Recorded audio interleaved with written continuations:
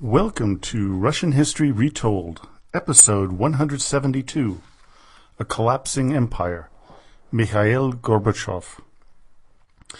Loved in the West and loathed in Russia, Mikhail Gorbachev elicits these emotions unlike any other international figure in modern history.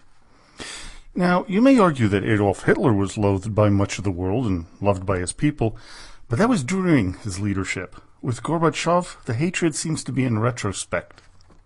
To see the depth of the disdain the Russian people feel for him, you can look at the 1996 election for the presidency of Russia, where he received all of 0.5% of the vote.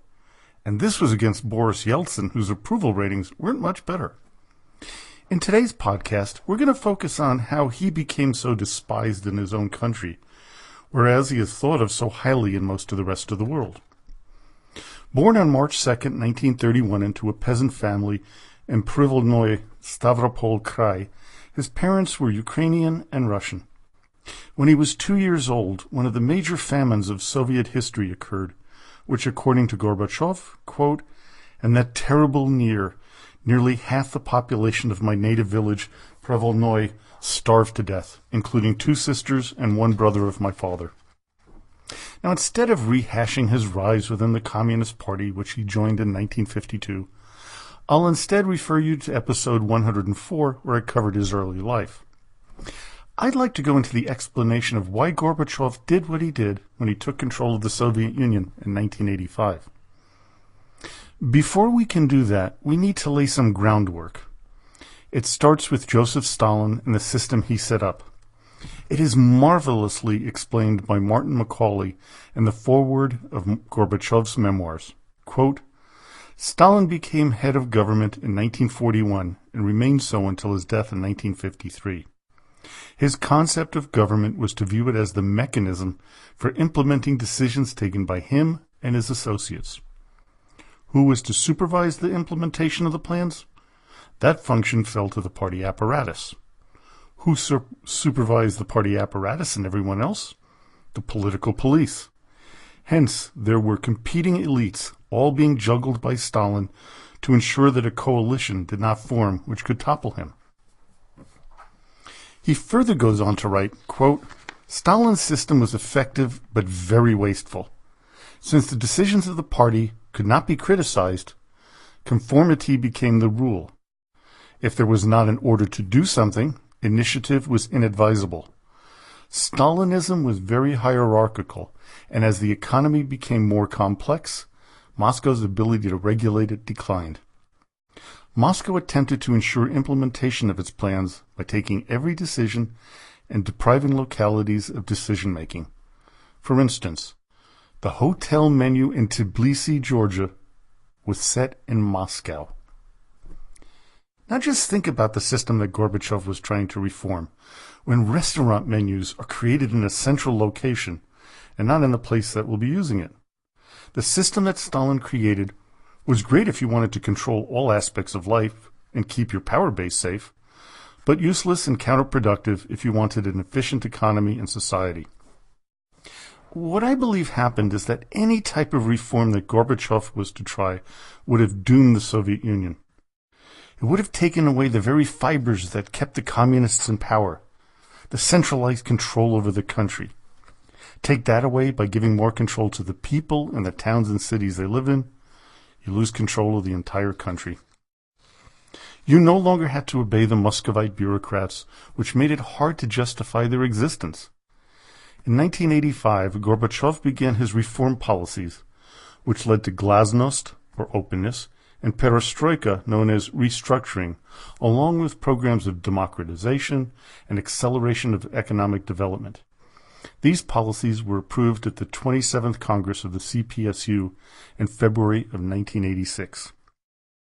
One of Gorbachev's early moves was to replace the old party leader, Andrei Gromyko, with Eduard Shevardnadze as Minister of Foreign Affairs. Mr. Niet, also known as Mr. No, as Gromyko was known as in the West, had been in his position for around 28 years. Gorbachev believed that new blood was needed to enact reforms, and this was to be just the beginning. The changes he was to propose, though, were big in words but small in reality. He said in a speech given in 1985, quote, "Many of us see the solution to your problems in resorting to market mechanisms in place of direct planning. Some of you look at the market as a lifesaver for your economies. But comrades, you should not think about lifesavers, but about the ship. And the ship is socialism." You see in this speech his background in the communist way. Remember, he was born and raised for 22 years under the leadership of Joseph Stalin, then another 32 years under 4 other staunchly communist socialist leaders. It was ingrained in his psyche, and he would have had a hard time giving those beliefs up, which he still clings on to this day. There was also a fear of reform in the Soviet Union, which came out of the Khrushchev years. When Brezhnev took over, he put an immediate halt to reform, so those in power from that era had to be moved out of their positions of power. Reform had to move slowly for that reason, but there was another realization that Gorbachev had to come to grips with that kept the pace of change slow, and that was discovering how bad things really were in the Soviet economy. As I've mentioned in past podcasts about this time, the Soviet economy was in a state of collapse. The government had been borrowing money from its citizens' bank accounts to the point where there was no money left to honestly fund the government. The biggest drag on the economy was the massive military-industrial complex. The official party line about spending on defense was put at approximately 20 billion rubles annually. That was pretty much a bold-faced lie. The military believed that it was better to keep the real number a secret, to not only appease the Soviet people, but to confuse the West. In 1989, Gorbachev decided to be more open about things and claimed that the military was actually spending about 77 billion rubles a year. To quote a paper from Warwick University, "The new figure was much discussed at the time. Most likely, it was still an underestimate. But now it was a two-thirds truth rather than a deliberate lie. The Soviet military-industrial complex was gradually being forced out into the light of day." So what was the upshot of this release of information? The government could no longer dismiss the drag on the economy that the military was causing. At 20 billion a year, no Communist Party member could blame the defense expenses, and they had no reason to doubt the accuracy of the data. Gorbachev himself admitted later in his life that he was astounded at the enormity of the problem. He had no idea that the treasury was empty. Now the truth was out, and that was shaking up the country, but an incident that occurred some 30 years ago was to show how secretive and denialist the Soviet government was, and that was the meltdown of the nuclear reactor at Chernobyl. On April 26, 1986, a huge release of radioactive material flowed over large areas of Ukraine and Eastern Europe. The Soviet government denied anything had happened. Shevardnadze was to say that the cover-up and the subsequent admittance of the explosion, quote, "tore the blindfold from our eyes."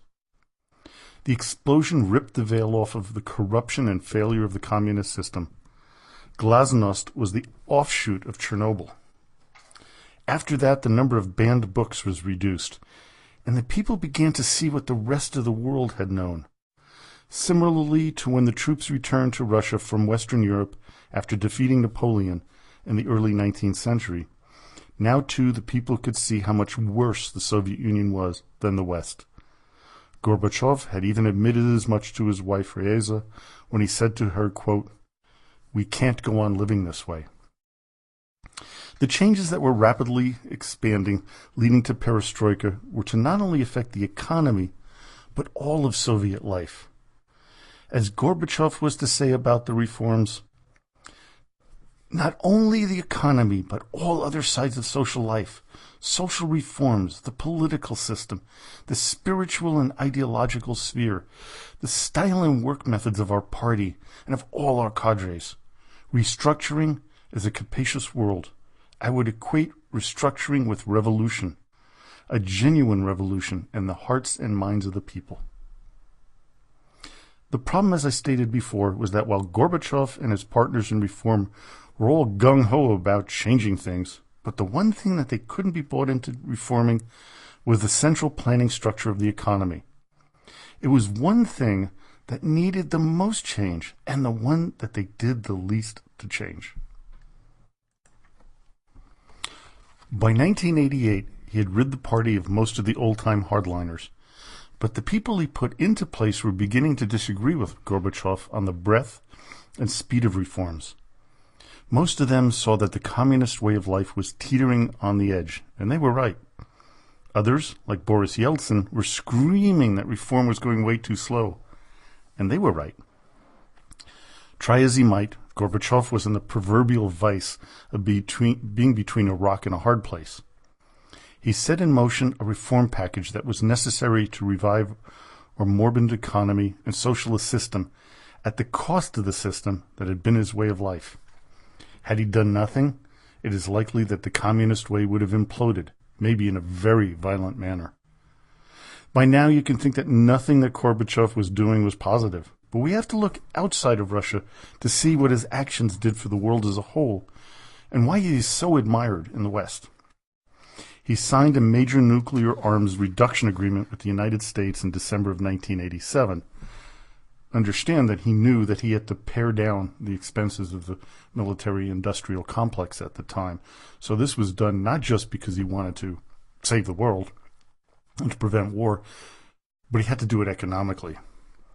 Then, in 1988, speaking to a meeting at the United Nations, he denounced the Soviet commitment made by Lenin and promoted by Stalin to spread communism around the world.